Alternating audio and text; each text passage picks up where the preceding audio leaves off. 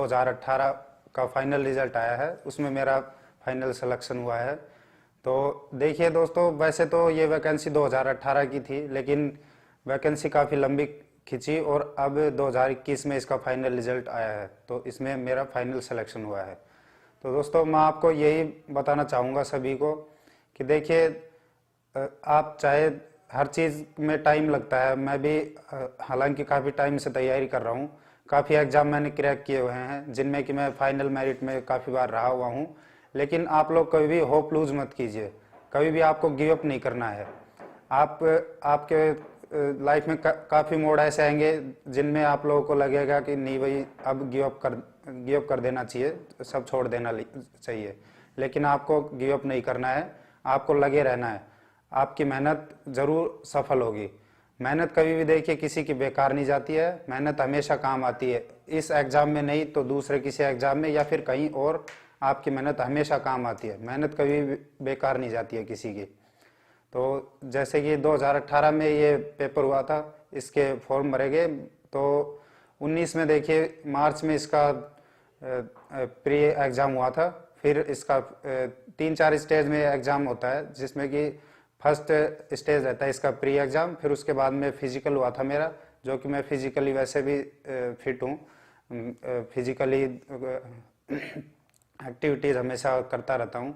तो उसके बाद में इसका मेंस हुआ। फिर मेंस एग्ज़ाम के बाद में देखिए दोस्तों, इसका होता है मेडिकल एग्जामिनेशन, जिसमें कि आपके सभी ऑर्गन वगैरह ये चेक किए जाते हैं। तो मेडिकल एग्ज़ाम होने के बाद में उसमें मैं क्वालिफाई हो गया। और मेडिकल एग्ज़ाम के बाद में फिर देखिए लास्ट ईयर 2020 में मेडिकल एग्ज़ाम हुआ था इसका। उसके बाद में फिर कोविड आ गया, कोविड के चक्कर में ये 1 साल डिले हो गया। और फिर डीवी हुआ, उस डॉक्यूमेंट वेरिफिकेशन हुआ इसका दिल्ली में। फिर इसका अब देखिए दोस्तों फाइनल रिजल्ट आया। तो आप लोग भी समझ सकते हैं कि कितना लंबा चला है, कितनी लंबी प्रोसेस चली है इसमें। तो यही मैं आपको बताना चाहता हूँ कि कभी भी होप लूज मत कीजिए, हमेशा अपने गोल से स्टिक रहिए, हमेशा उससे चिपके रहिए।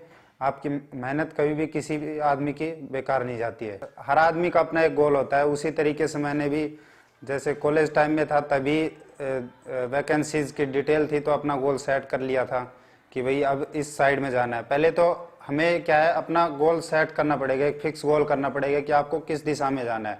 अगर आप 2 चीज़ें एक साथ लेके चलोगे तो वो हमेशा कभी भी सफल नहीं होती है।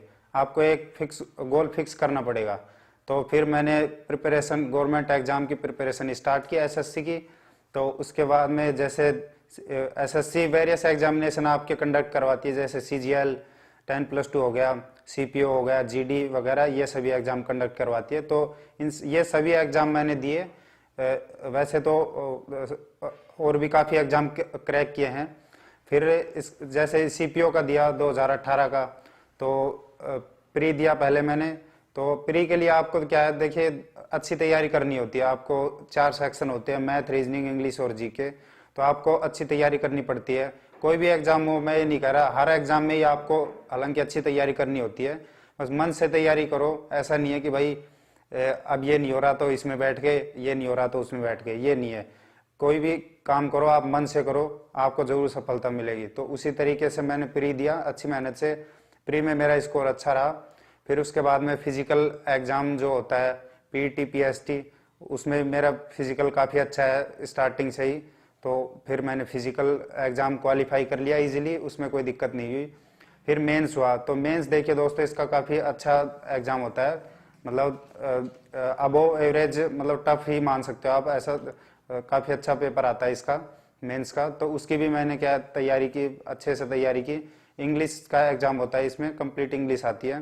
तो इंग्लिश की मैं अच्छे से तैयारी करता था। आप न्यूज़पेपर रीडिंग करिए और भी कॉम्प्रिहेंशन की तैयारी कीजिए, ये सभी चीज़ें आप लोग तैयार करते जाइए। फिर मेंस हुआ, तो मेंस में भी मेरा काफ़ी अच्छा स्कोर रहा। फिर उसके बाद में मेडिकल एग्जामिनेशन हुआ और फिर उसमें भी मैं क्लियर हो गया। तो फिर जाके मेरा फाइनल सिलेक्शन हो गया। आते हैं अप्स एंड डाउन्स, हर किसी की लाइफ में आते हैं। ऐसा नहीं है कि भाई कोई, जैसे फैमिली से स्ट्रोंग है तो उसकी लाइफ में नहीं आते, हर किसी के आते हैं स्ट्रोंग के भी, क्योंकि माइंड से स्ट्रोंग होना चाहिए आदमी। ये जरूरी नहीं है, माइंड सारा काम करवाता है अपना, माइंड से स्ट्रोंग होना चाहिए। हर किसी के लाइफ में अप्स एंड डाउन्स आते हैं, तो हमें बस करना ये है कि हमें गिव अप नहीं करना कभी भी, हमें अपने गोल से लगा रहना है। ये है, हमें अपने गोल के प्रति हमेशा एकदम स्टिक रहना है, उसको नहीं छोड़ना है। बाकी और भी वेरियस अपन काम करते रहें, फिजिकल एक्टिविटी और जो भी है अपने थोड़े बहुत इंटरेस्ट, उनको भी अपन करते चले, कोई ऐसी कोई दिक्कत नहीं है। बाकी अपने गोल को कभी नहीं छोड़े, गिव अप नहीं करे, ये है दोस्तों।